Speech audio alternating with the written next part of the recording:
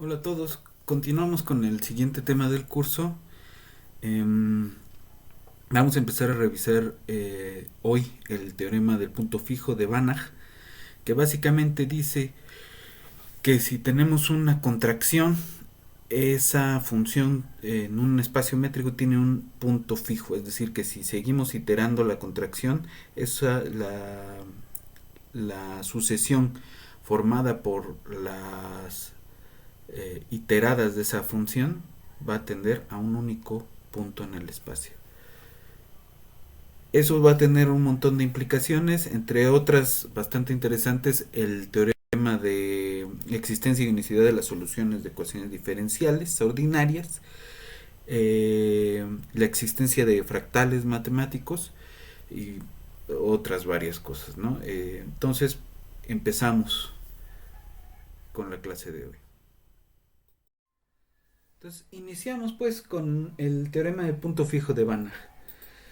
Eh, en lo que sigue X es un espacio métrico con métrica D. Vamos a definir una contracción como una función que va del espacio en sí mismo, tal que existe una alfa mayor que cero pero menor que uno, estrictamente menor que uno, tal que si medimos la distancia de las imágenes de dos puntos, eso es menor o igual que alfa por la distancia de los puntos originales.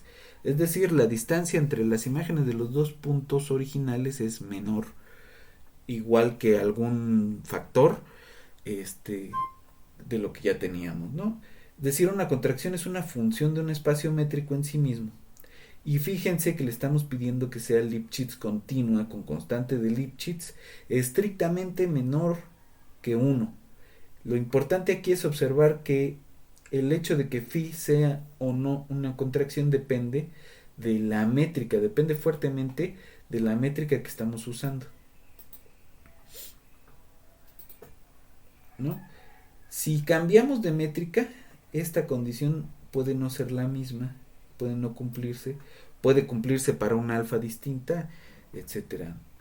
Eh, Ahora vamos a llamarle un punto fijo a una función si cuando le aplicamos la función no cambia, ¿no? Entonces, si llamamos phi k a la composición esta, de k veces con k un natural componer la phi, entonces lo que vamos a hacer en adelante es buscar no los puntos fijos de la phi, sino los puntos fijos de la sucesión de aplicar k veces la phi, ¿no?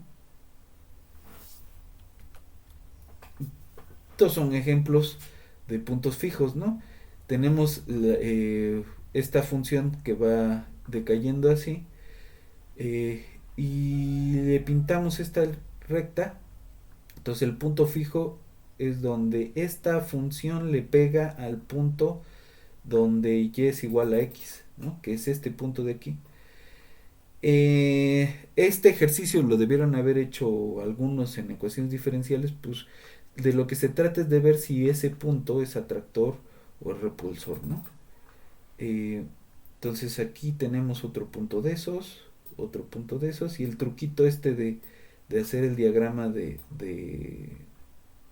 telaraña para ver si son repulsores o no. Y entonces esta condición de acá lo que va a medir es si la contracción es si el tipo de alfa que tiene la contracción, ¿no? Este es el Stefan Banach. El Stefan Banach pues, fue quien encontró el resultado que vamos a ver. Eh, y digo, es uno de los protagonistas de nuestro curso. Más adelante tendremos que hablar de su obra matemática. Entonces el siguiente resultado es el teorema del punto fijo de Banach. Lo que dice es, tenemos un espacio métrico completo eh, y una función phi que va de x en x, que sea una contracción. Entonces se cumple lo siguiente. Phi tiene un único punto fijo,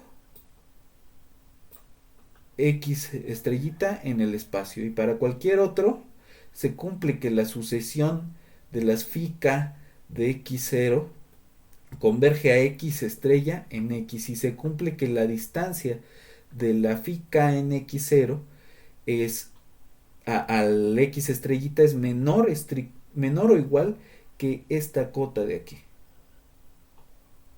que tiene que ver con la alfa que define la contracción. Vamos a ver la prueba. Entonces sea x0 un punto en x y denotemos xk como phi k de x0, ¿no? Esta va a ser nuestra sucesión. Demostraremos primero que esta sucesión de las xk es de Cauchy. Entonces, si phi satisface la propiedad de contracción, entonces entre dos elementos de la sucesión, cuando le aplicamos la phi k,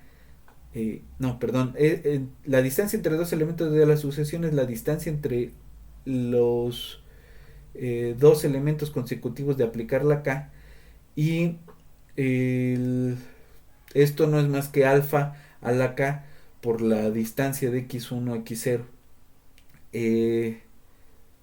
Esto, ¿por qué? Porque cada vez que aplicamos la phi, pues tenemos un factor de alfa, ¿no? Y al aplicarlo k veces, pues vamos a tener ese factor de alfa k. Además, para cualesquiera dos puntos en el espacio, se cumple que la distancia esta, pues es menor que esta suma. Pero esta suma es menor o igual que esta suma, ¿no? Pero a su vez esta suma, esta parte de aquí, es menor o igual que alfa por d de yz, porque es una contracción, y estas dos se quedan por acá, ¿no? Entonces tenemos que la distancia de yz es menor que la distancia de y a phi de y alfa veces la de y a z más la de phi de z a z. Entonces, si tenemos 1 menos alfa por la distancia es decir, nos llevamos esta de aquí hacia este lado y tenemos 1 menos alfa por la distancia de y a z, eso es menor o igual que esta distancia, estas dos distancias de aquí. Tomando x como como xk y z como xj, tenemos que la distancia entre esas dos es menor o igual que la distancia de xk menos 1 xk más la distancia de xj más 1 xj sobre 1 menos alfa, y eso es menor o igual que alfa a la k, ¿no? Más alfa a la j sobre 1 menos alfa por la distancia de x1 a x0, ¿no? Y esta es la desigualdad que queríamos ver también, ¿no? La propiedad. Ahora, tomamos épsilon mayor que 0 y como alfa está entre 0 y 1, existe k0 en los naturales, tal que esta cosa de aquí es menor que epsilon 2, porque cuando hagamos alfa a la k, como alfa está entre 0 y 1, eso va a tender a 0, ¿no? Y en consecuencia la distancia, esta distancia de acá,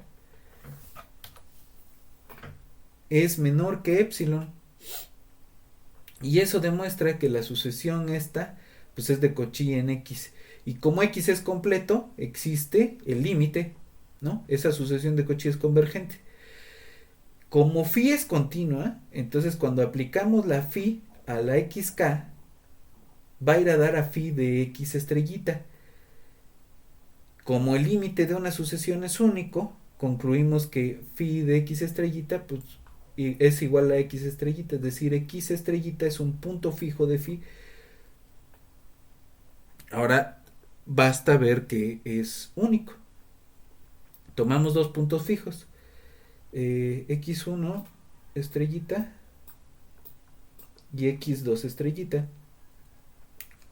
Medimos la distancia. Su distancia es la distancia de phi de x1 estrella a phi de x2 estrella. Como phi es una contracción, entonces eso es menor o igual que alfa por la distancia entre x1 estrellita y x2. Y alfa es estrictamente mayor que 0, pero menor que 1, ¿no? Pero eso no se puede dar a menos que esta distancia sea estrictamente 0.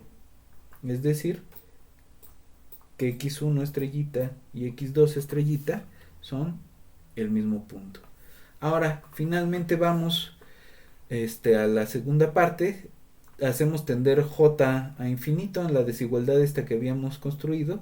Y tenemos que la distancia de xk a x estrella es el límite cuando j tiende a infinito de la distancia de xk a xj. Y eso es menor o igual que esta cota de acá. Y eso concluye nuestra demostración.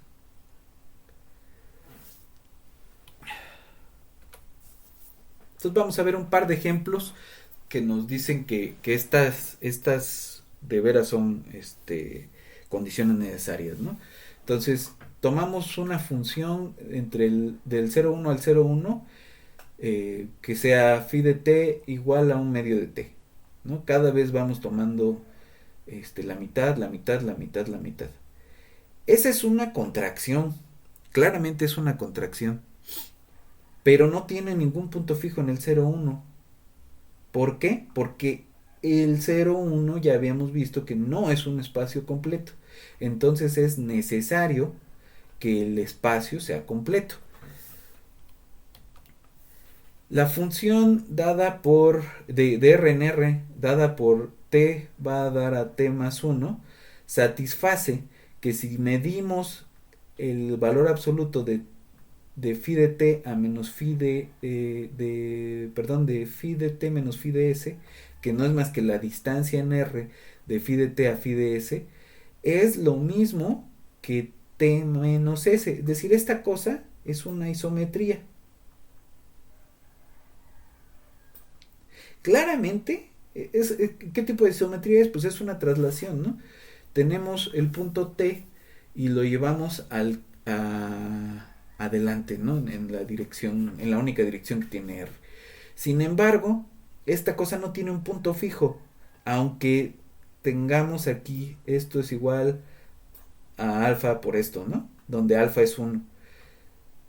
Entonces, no es que no se valga el teorema, sino que la condición de que alfa sea estrictamente menor que 1 también es necesaria para que el teorema sea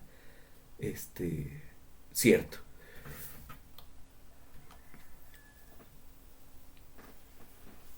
Ahora, esta es una generalización del teorema y con eso terminaríamos hoy con la prueba de este corolario. Y es, si tenemos un espacio métrico completo y una función de x en x, existe una k natural tal que, perdón, esta no es de, es phi. Ajá. Si tenemos una función de tal forma que la késima iterada es una contracción, entonces phi tiene un único punto fijo. Es decir, si una de las iteradas ya es una contracción, entonces la función tenía un punto fijo, aunque no sea una contracción. El teorema de Banach asegura que phi de k tiene un único punto fijo, llamémosle x estrella, y aplicamos phi a phi k de x estrellita, que no era más que x estrellita. Y obtenemos, lo que vamos a obtener es que phi k más 1 de x estrellita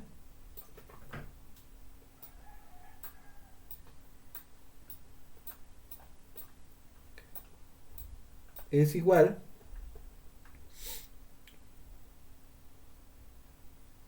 a phi de x estrellita, ¿no? Que es esto de aquí. Pero esta phi k más 1 de x estrellita la podemos reacomodar de esta forma. Y esta a su vez, pues era lo que habíamos aplicado.